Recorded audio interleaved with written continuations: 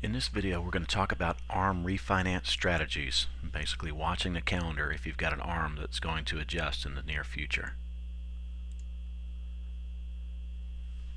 Clients ask me, my ARM won't adjust for 2 years from now. Why should I refinance now? The scenario was they had a $170,000 adjustable rate mortgage.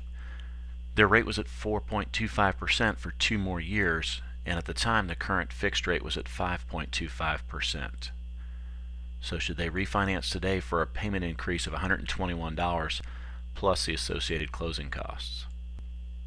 Well, first of all, we had to understand what's going to happen to an adjustable rate mortgage. The new rate on the ARM when it adjusts is the index plus the margin. The index is published every day in the Wall Street Journal, and for most adjustable rate mortgages it's the 1-year LIBOR.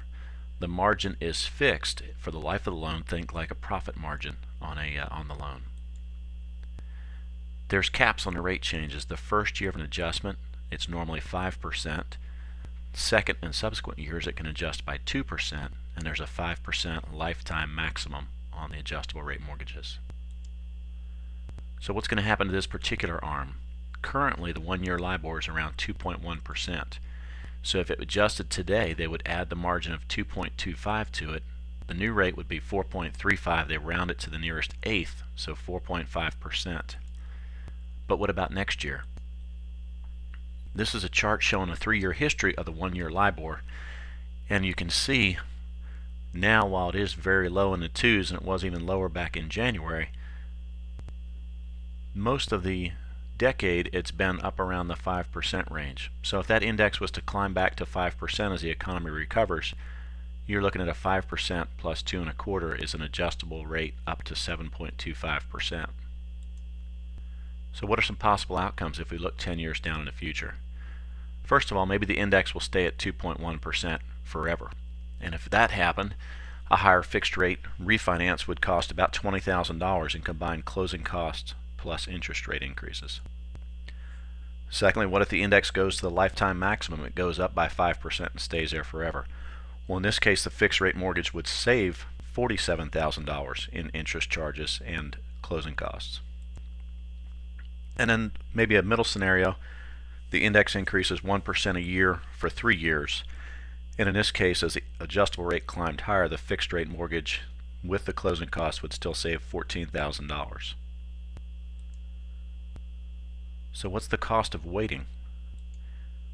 24 months from now, the ARM is going to save, compared to the fixed rate mortgage, $6,895. 24 months later, though, however, what if fixed rates are back at 6.5%, which was a pretty common number for most of this decade? So the fixed payment would be $173 higher than it could have been with today's 5.25% interest rate. 4 years later, that $6,895 savings would be used up by converting to a 6.5% fixed rate at that time in the future.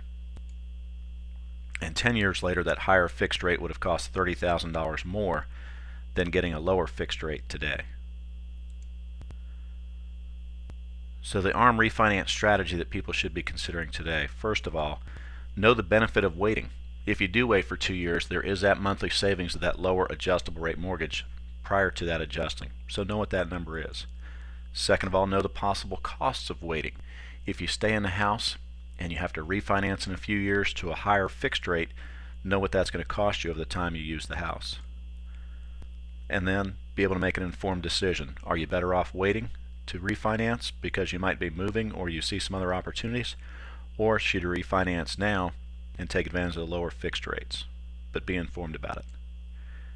Last question to ask yourself is, will that refinance be available in 2 more years? What about the property value? What will the interest rates look like? And lastly, what loan programs will be available? Refinance mortgages still be available with the current lending guidelines and the tightening. Thanks for listening. You can learn more at www.piedmont-mortgage.com.